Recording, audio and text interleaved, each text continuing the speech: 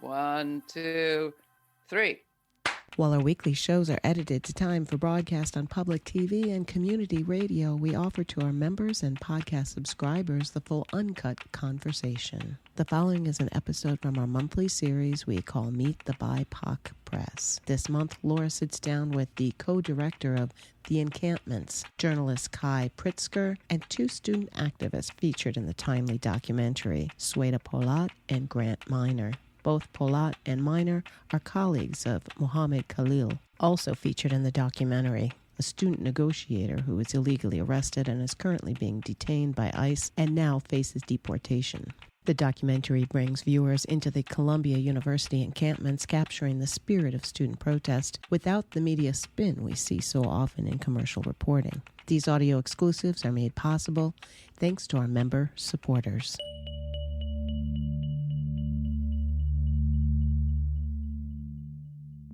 We were putting finishing touches on this week's episode when the news broke that two young Israeli embassy aides had been killed outside the Capitol Jewish Museum in Washington, D.C., and that a man had been arrested who shouted "Free Palestine" as he was detained. That gave us pause about going forward with an episode that touches on these themes but doesn't mention this event.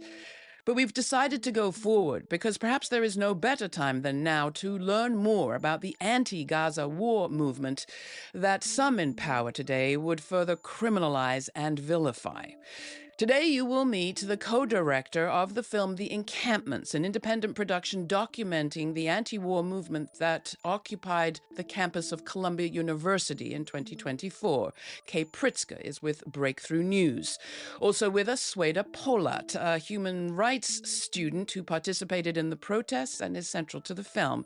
And with Sueda, Grant Minor, a Hebrew literature student who also participated in the protests and the film and is a leader of the student union. They will speak for themselves, but I'll only say I have never, as a journalist, met a bereaved parent who wanted their grief to be used as a pretext for more violence. To the contrary, I've met many who want their loss to be the last and to add extra impetus to every possible push for peace. Here's the trailer for The Encampments. We're here to discuss the little Gazas that have risen up on campuses across America. There is a movement to radicalize young people. Can you believe they are chanting about the intifada in New York City? I really believe they are brainwashed. There was a very concerted effort by the media to portray things a certain way and refuse to discuss Gaza. Columbia is materially invested in the genocide in Gaza. We don't want our money to go towards Palestinian death. I was born and raised in a Palestinian refugee camp. The university was cracking down on Palestinian activism on campus. It's completely farcical to imply that in any way, like, Jewish people were being persecuted. I have never felt more proud to be Jewish than when I was pushing our university to divest from genocide. They would just criminalize anyone who would participate in a protest. That was the moment where students were like, we need to do something more. The people they won't leave, what is threatening about divesting and want a piece.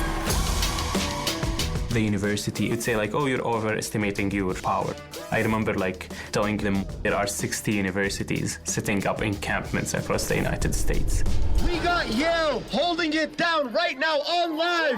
What you willing to risk? What you willing to give? What if you were in Gaza? What if those were your kids? In '68, the students at Columbia took over the campus, mainly in protest of the war in Vietnam. Columbia talks about how it was okay then, but not okay now. Bravery is very contagious. We kind of watched Columbia in awe, and we knew we were next. The only weapon they have is fear, and we call their bluff. They have nothing! Well, that was the trailer for the film we're talking about today, The Encampments, presented by Watermelon Pictures and BreakThrough Media, with executive producer Macklemore and directed by Michael T. Workman. With our guest, Kei Pritsker. I'm so glad to have you, Kei, and Sueda and Grant joining me today. And first, I just want to thank you for this extraordinary piece of work and begin where the story has to begin, which is Gaza and Palestine. Sueda, let me just ask you, what's the latest as we speak today? Who is living uppermost in your heart and on your head as we start to talk? I'm really glad you started the story with Gaza, Laura, because that's really the motivation of every student who's been protesting on these campuses for the past 2 years up until today even. As we speak, Gaza is about 70 days into a siege. There's no water in Gaza, no food in Gaza, no flour in Gaza. Prominent journalists are still being killed in Gaza. Women, children, men are being murdered en masse in Gaza today, which is why people are still protesting. Last at Columbia University, there was a protest at Butler Library, now named in honor of a Palestinian scholar and activist, Basil El-Araj.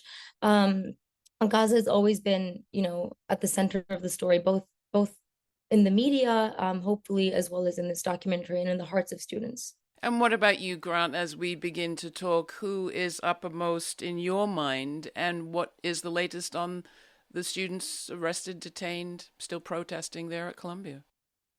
Yeah, I mean, as Sueda said, I think it's really important that we focus first and foremost on Gaza. And the conditions that we were protesting at Columbia are still ongoing, and that's the reason why student protest hasn't slowed down.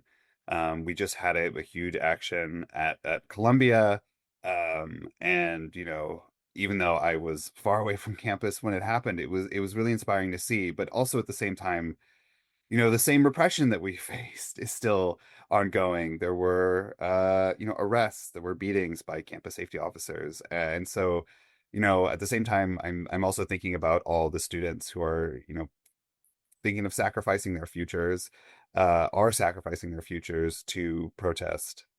And Kei, coming to you, I'd like to say the media coverage is utterly transformed, but I doubt that you would agree. Sorry, that the media coverage is not transformed.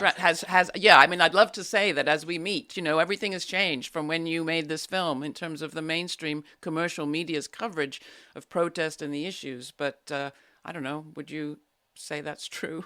No, of course not. I mean, the media has shown time and time again in the last 19 months and beyond that they are completely incapable of telling the story of Palestine honestly. And the reason for that is because the media, the corporate media, is bought and paid for by corporations. They have to align their views with whatever the advertisers that run ads on their programs want them to say. And, they don't want to say anything contrary to the beliefs and interests of the people that own these companies. They're obviously embedded with many departments of the government. I mean, most of these mainstream outlets take their talking points directly from the Pentagon press corps or the State Department press corps, and they just uncritically repeat what they're told by the government. So, of course, we haven't seen any difference. That is their role in society, is to parrot the talking points of the Trump administration, of the Biden administration, of the U.S. government and the State Department and the Pentagon. I will say, I hope that this film has highlighted the huge disparity between the voices of independent media and the corporate media. We put this film out exactly to highlight the difference between these people who take paychecks from people who are complicit in genocide and people who aren't, people who have no allegiance to money or corporations or, military industrial messaging. Well, let's talk more about Breakthrough News and who you are, what you do, what you aim to do differently. And I will just say you gave me a perfect opportunity to say, this is why we treasure public television, which at least in principle is advertising free, and long may it remain that way. It doesn't mean it's not influenced by interests, but it is distinct in that regard. Breakthrough News, where you started, what is its mission, and how did you come to be so deeply embedded there in the fabric of the encampment? Yeah, I mean, the goal of Breakthrough News was essentially to fill this hole, the fact that there was really no media outlet talking about the real issues facing working people in the United States and abroad. The fact that there was no media outlet that was talking about the wars overseas from an actual truthful and honest standpoint. The fact that most of the wars that have been fought overseas in the last 20 years have been based on lies. And we felt like there was a hunger for this, there was a desire for this, that there was a growing sort of skepticism about this idea that the United States has a right to go to other countries and dictate how they should live and who should die, how they should run their governments, among other things, like the fact that the media doesn't talk about the basic issues in this country, like widespread poverty, mass illiteracy, which, you know, no one talks about that, the fact that the majority of adults in this country can't read at a 6th grade level, about all the different issues facing society that corporate America and the billionaires don't care about. We started Breakthrough News to talk about these issues from a working class perspective. As for how I got embedded, I've been a journalist with Breakthrough News for 5 years now. I've been covering protests, movements. I've been covering issues facing the working class in America from our perspective, from the perspective of workers. And I happened to come across, I've been following the issue of Palestine for a decade now. That's when I joined the SJP at my school, George Washington University. So this has always been an issue near and dear to my heart. I went to a protest that the Columbia students held after SJP and JVP, two pro-Palestine groups at Columbia, were banned. So I went there to cover that because it was just an absurd attack on free speech and on anti-genocide protest. And I met some of the students. I met Grant. I met some of the other leaders at Columbia. I did not meet Sueda, unfortunately, that day. But I stayed in touch with them. And they reached out to me when they were setting up the encampment. And they said, hey, the administration's not listening to us. They're not taking us seriously. We feel the need to escalate. We're setting up this encampment. So I went there. And, I don't want to speak for the students, but I think they were familiar with my reporting. They knew that I wasn't going to twist their words, that I was actually going to report what their motives were and why they were trying to center Gaza.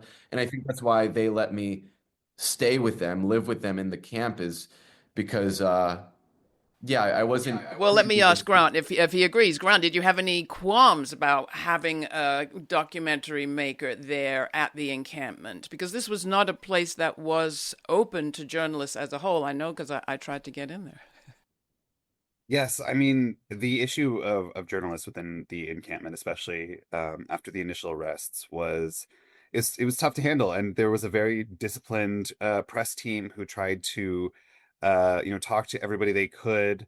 I had my day doing that, and it takes a lot out of you.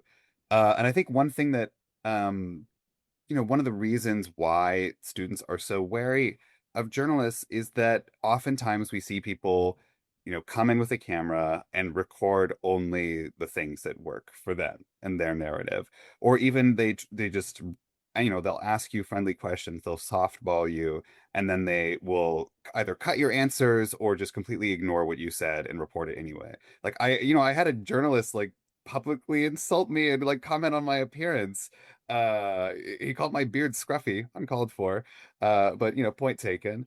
But one of the things that I think sets Breakthrough apart is that we knew that the reporters at Breakthrough come from an activist background. And so first and foremost, they are activists, and activists who are committed to telling the truth. And that is a form of activism, is coming into it and saying, okay, we're not going to go with the media narrative that everybody is pushing, that, frankly, the State Department is pushing.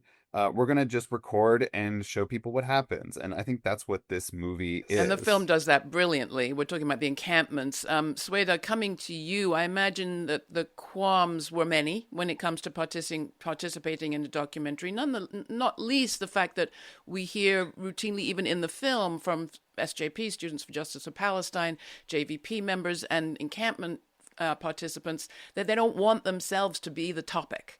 They don't want to be the subject. So how did you make peace with that in order to participate in a film called The Encampments? It's not called The War in Gaza.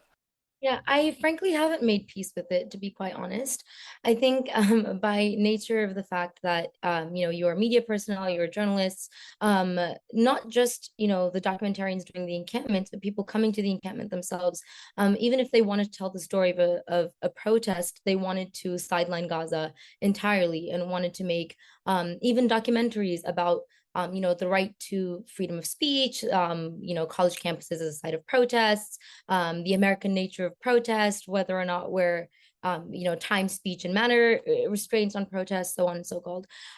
So I still fully haven't made peace with it. In addition to the fact that, it feels, I would like to humble myself and not speak so much and rather have Gaza heard. But unfortunately, with the way the media landscape does work in the United States, and particularly with a very pervasive racism, that means that people don't want to listen to people across the world, that don't take their experiences, that don't take their lived histories as reality, as fact. It does mean that we have to interject our voices at times, which is what I view the protests and the documentary is doing. With regard to the Encampments as a documentary, what I really, really loved about it, and which kind of assuaged some of my ethical concerns about documentary making, is the fact that it at least half by half included footage of Gaza, and not just footage of ruins, not just footage of debris, footage of bombing, which might just be like documenting violence for the sake of violence, but it included interviews with people in Gaza, notably Bisan, who's been a journalist reporting tirelessly from Gaza every day, displaced from her home for 2 years, her colleagues killed. And I think just giving room for Gaza to speak for itself is what essentially sets this documentary apart from a number of others. I mean, the constant experience I had watching the film, and I saw it there in New York, and what I understand was a sold-out run at the Angelica Film Cinema, at the Angelica Cinema, was how much I had allowed myself to forget.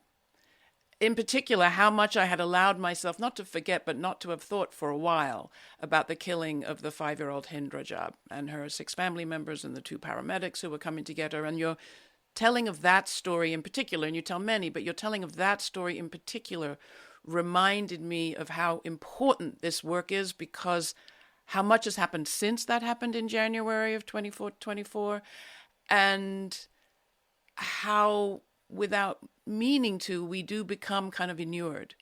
So I guess I would ask you, Kei, to talk about that. I mean, Sueda has talked a little bit about, you don't want to do war porn. How do we keep having feelings, which is what the encampment was all about? Yeah, I really understand that, a lot of people are feeling numb or, feel like nothing can be done. I mean, that was the reason we put so much, not a lot, we wanted to be very sensitive about it, but we put scenes of people being pulled out from under the rubble. That term has been used so much, and I don't even think people know what that fully means, to be trapped under a destroyed building. We had to remind people there was no scenario in which we would make a film about the encampments without showing exactly what it was that moved these students to protest in the first place, which is Gaza. And we wanted to remind people, you can't look away from this. You can't look away from this, especially because you're paying for it. And it's your silence that allows it to continue. And, the people treat it like it's such a faraway issue, but that could be anyone. I have a brother. If I found my brother under the rubble, I would go to the end of the earth. I think if anyone could imagine what it would be like to find a family member underneath a destroyed building, to find them with their limbs blown off, to find them sobbing over the body of their dead parent, I think it would feel a lot different to them. And I just want to remind people that, that could be you. That is the world that Israel wants to create, is a world where this doesn't matter, where people can just be slaughtered mercilessly without any being completely innocent, without having committed any crime, just being killed for the fact that they're not Jewish or the fact that they're Palestinian or Arab or Muslim. They want to drag the world back into the dark periods of 19th century colonialism, 20th century Jim Crow. They want to bring back racist apartheid states and settler colonies. Hello, dear listeners, it's Laura. For 135 years, workers around the world have taken to the streets on May 1st to stand up against exploitation and fight for fair treatment and justice. In that spirit, we continue to dedicate ourselves to reporting on resistance, especially to fascism. We've hit the road running, reporting first and early on Bernie Sanders' Fighting Oligarchy tour, and in our report from Selma on the African-American experience of fascism in the USA. We're committed to following the story and going where the important action and wisdom is, but we can't do it without your help, which is why we've launched the Laura Flanders and Friends Resistance Reporting Fund, and it's why we're asking our viewers and listeners like you to contribute to it. We are non-commercial and advertising-free. We're beholden to no party or corporation. But that freedom comes at a price. If you're able to help us pay for the time and labor and concrete costs that are associated with real reporting, please do it. Make a one-time donation or make it monthly. And in so doing, you'll be helping to keep us on the air and free for all in these dangerous, difficult, important times. All the details are at lauraflanders.org/donate. Thanks for being part of our community. Well, let me bring you back into this, Grant. I mean, you're participating as a Jew, as an outspoken Jewish participant in this encampment. How would you say your participation, not in the film, but in the encampments, changed you, and particularly your sense of, I don't know whether you had that sense of being protected or different, or on a different side of the story because of your Jewish heritage? Well, I mean, I would say I don't really participate like as a Jewish person. I participate as like an activist and a person of conscience that is Jewish. And something I like to say a lot is that like I deeply respect a lot of like the work that people do within the Jewish community to change people's minds. But I mean, like, Jewish people don't have like a special license to talk about this. In fact, there's like a very insidious narrative that prior to October 7th and afterwards was basically, if you're not Jewish and you're not Palestinian, then talking about this is strange. You having an opinion on this conflict is strange, and you should just stop talking about it because you're probably only motivated by anti-Semitism. And I want to push back on that and say that like anybody can have an opinion on this. It's the world's first live stream genocide, and it's really I at the same time, like, I think it's important to speak when Jewish people speak up about this, to sort of disarm the myths of anti-Semitism around this movement. But I'm always wary of privileging myself in that way. And how did the encampments change me? I mean, I think that it changes me in the way that any sort of action together with other people changes you. I mean, I'm a union organizer, and acting in concert with other people towards making the world a better place, to improving people's lives, to stopping a genocide, to trying to stop a genocide, really does it changes you, because you realize that you can join up with other people. Like, you're not alone in these thoughts. In America, we're trained to just take in all these atrocities and say, well, gosh, like, the world is so big, the government is so scary, there's nothing I can do about it. But this is part and parcel of the media system that's been created for us.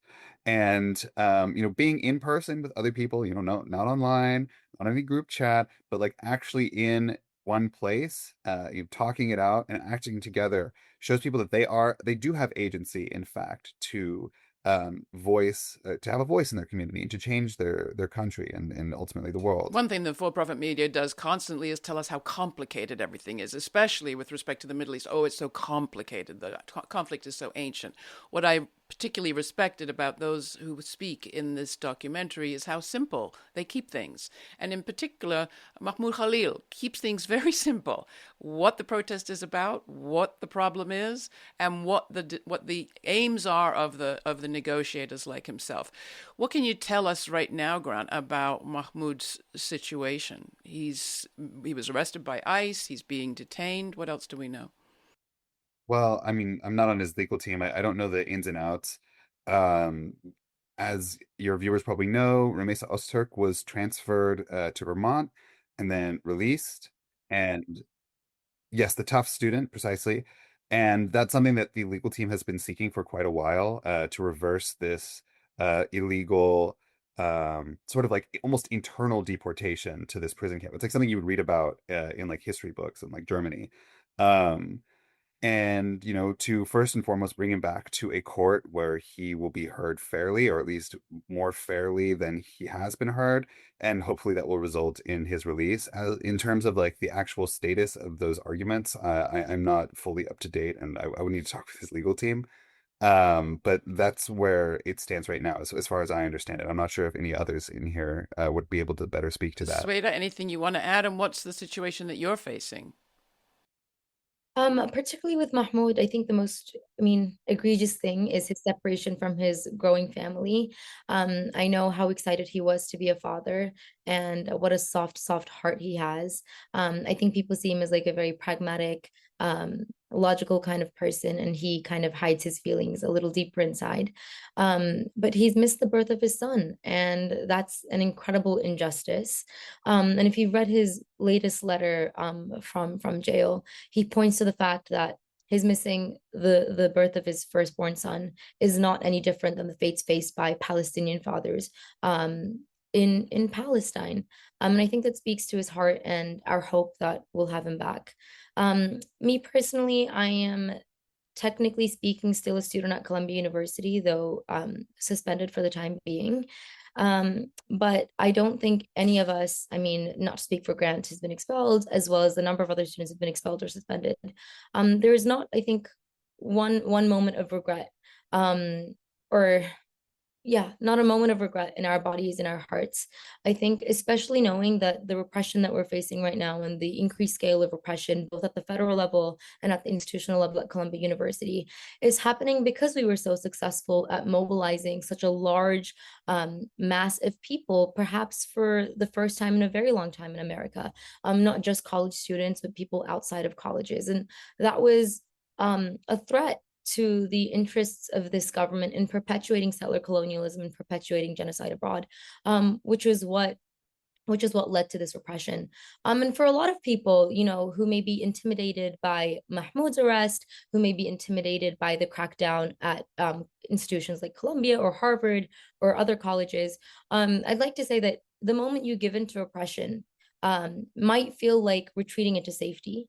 But it's the complete opposite. The moment you give into oppression is when you tell the state, is when you tell the institution that you're a human being who is able to be bribed into complacence, okay with being a cog in the war machine, and willing to give up your freedoms, willing to give up your dignity and your moral conscience as a human being. It's when you let the institution know that they can come down harder on you because you won't, because you'll stop fighting the very first instance, which is what students have been showing time and time and again at college campuses. And we should add, as you point out in the documentary, that this encampment was not the first thing the students at Columbia had tried to do. Sueda, you want to just fill people in a little bit on the other efforts that were made, peaceful, interruptive efforts to get their concerns heard? Absolutely. There's a number of different schools at Columbia, and a number of those had passed divestment resolutions or referendums within their own school bodies through democratic measures.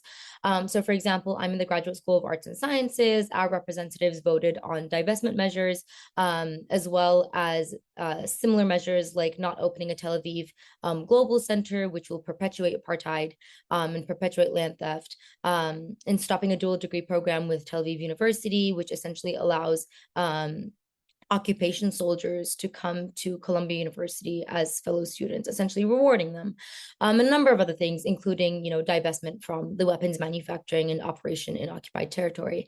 These were passed, as far as I remember, at Columbia College, at the law school, at the graduate school, and a number of other schools as well. And these were democratic measures, and yet they were not implemented and not taken seriously by the university. Similarly, we also filed for ACSRI, which is the a committee at Columbia, which does like socially responsible investing. It essentially decides where monies go. Previously, ACSRI was used to divest from private prisons. ACSRI was also used to divest from, climate change related companies. But when it came to Palestine, and this is where the Palestine exception comes in, though we, filed for ACSRI within the right time, we were denied because we were told that this issue did not have uniform support across the campus body, which is evidently untrue when we look at the fact that the colleges had passed their divestment referendums and bills, on top of the fact that there does not need to be unanimous agreement on genocide, and there doesn't need to be unanimous agreement on settler colonialism. There doesn't need to be unanimous agreement on matters of morality and like basic human decency. Back in the day, people didn't agree on Jim Crow. White supremacy was alive and well. We didn't need unanimous agreement to recognize a right from a wrong. But it is something that Columbia University has been pointing to. It's been pointing to, violent Zionism on campus as a way to say that, we shouldn't divest from genocide because they supposedly represent, another party which gets to have a say in where money is being used, even if that money is being used for death. We also held a number of smaller protests almost weekly at times when when the genocide first started, which, were disrupted by the university. The university refused to mention the Palestinians killed, refused, to point to the historical context in which Palestine exists, one of settler colonialism. And it's an educational institution. It's meant to be teaching people, where the problems of the world arise. But because it itself is so deeply complicit in perpetuating those issues, it refused to do the job of educating, which is why it fell on the students. And I'd like to say that the protest movement itself, both as it existed in the encampments as well as afterwards, was not divorced from education. It was a site of popular education, where students came together, they led teach-ins, they taught each other about things that they were learning in their own programs, or information that they had about the state, about Palestine, and so on and so forth. So it was a place of revolutionary learning, and not just learning that seeks to benefit capitalism, war, death, and destruction. I mean, you talked about back in the day, and you don't have to go far back as Jim Crow to see a change in how the institution itself handled protest. You see the Vietnam protests, anti-war in Vietnam protests of 1968. I was involved in encampments, in effect, the occupation of what you all renamed Hind Hall, Hamilton Hall, as part of the South Africa divestment campaign in my student days in the 1980s. We weren't arrested, expelled. The cops didn't come in with heavy gear and, armor-plated tanks. There is clearly something that has changed on our campuses in this time. And I guess that's where I'd like us to go now in this conversation, as we consider what is the lesson of this experience for everybody. And I don't know who wants to start with that. Maybe Kei? I mean, what do you think is the takeaway for all? Why does this story matter so much right now? I think this story matters because there's actually something deeper that's happening, deeper even than the issue of just Palestine.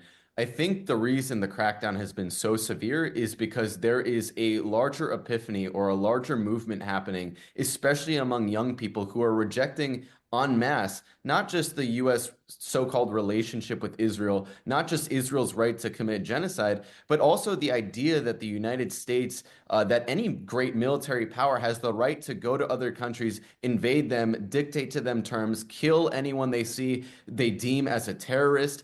Basically, the right that the United States, that the U.S. military has exercised of endless war, of total imperial domination for the last 20 years.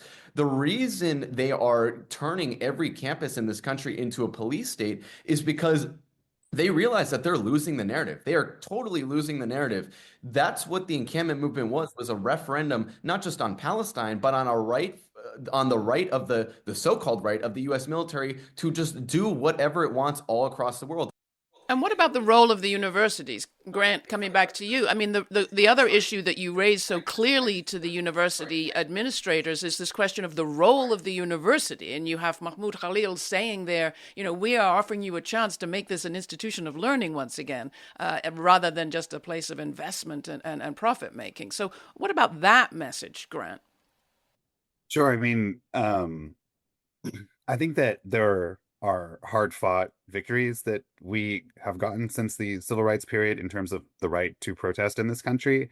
There was a huge crackdown, police crackdown on protests on Columbia's campus. And as you point out, you occupied a building for far longer than the students occupied a building, and you were not expelled and you were not beaten by the police.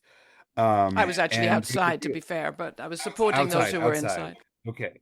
But I don't believe they were expelled either.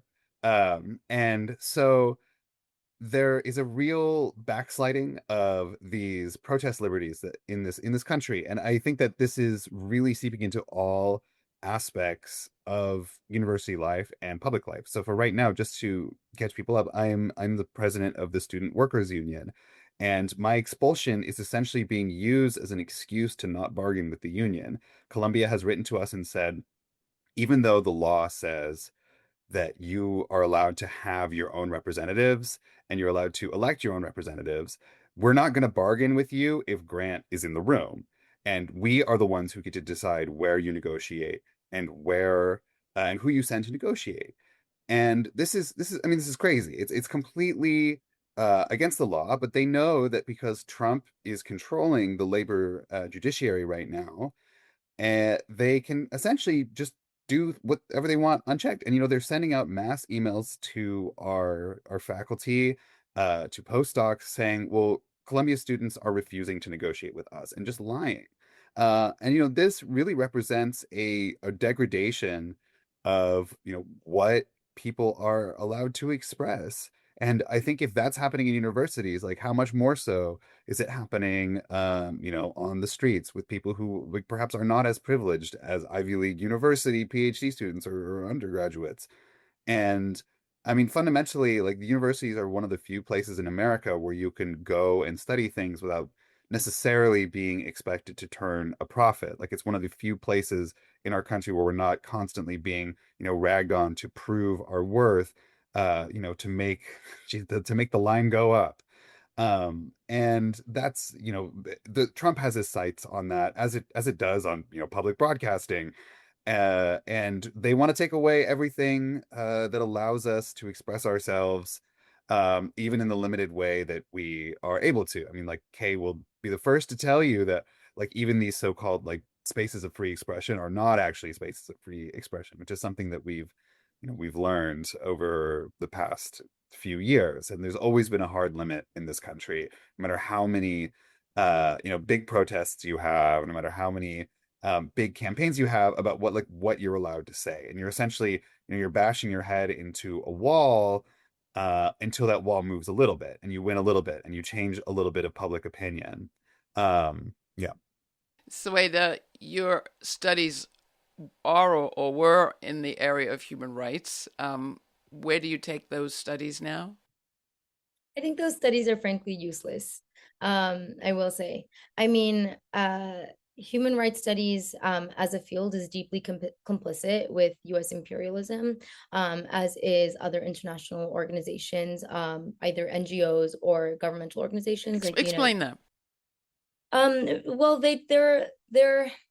their main intention is to kind of put a band-aid on the world's problems as opposed to solving, like, the root issue. So, for example, there's the ICC, but as we've seen, the ICC issued an arrest warrant for Netanyahu, but countries essentially opted out of it. Netanyahu has been in and out of the United States. Most lately, he was in Hungary, and Hungary essentially just said, we're not going to be arresting him. There's no enforcement mechanism for a lot of so-called international norms. And a lot of these systems and norms also don't interrogate the fact that it is US imperialism that is dominating those systems as well. So really, it's just a space for people to make a career off humanitarian aid, which doesn't solve the issue of people going hungry, of people dying under bombs. And I did want to go back to the issue of the university just for a second as well. I think what we're seeing also is, I've said over and again, I think in this program, that the university is an arm of the state. It's tasked with doing what the state wishes for it to do, which is to perpetuate state propaganda. The School of International Development at Columbia University does this. It's a frequent host to warmongers like Hillary Clinton, as well as, like, the US ambassador to Israel, who recently joined. A number of these people who essentially propagandize people into war, into the sorts of things that Kei was saying, with, like, the US military or the US state getting to decide what happens across the world. But similarly, what we're seeing at institutions like Columbia is the complete collapse between any distinction of, like, academia and capital. So, for example, right now, our president is not an academic. Our president is Clara Shipman, who is a trustee. Our co-chair of the board of trustees right now, he was declared, I believe, last week, is Jay Johnson, who up until recently was on the board of Lockheed Martin, which notoriously makes the weapons used to kill people in Palestine. So this collapse of any like arbitrary distinction between capital and academia is also, I think, new on college campuses. In one way, it's quite revealing because capital always did rule the university, at least in America, or at least these Ivies. And now it's that contradiction is being sharp. I mean, I did want to get to that point, Kei, because although I think you're right, of course, the students that were calling, blowing the whistle on the U.S. military role and the lies they'd been told, I do think they were also blowing the whistle on the role that the universities have been playing, which is why I thought it was important to get to that point.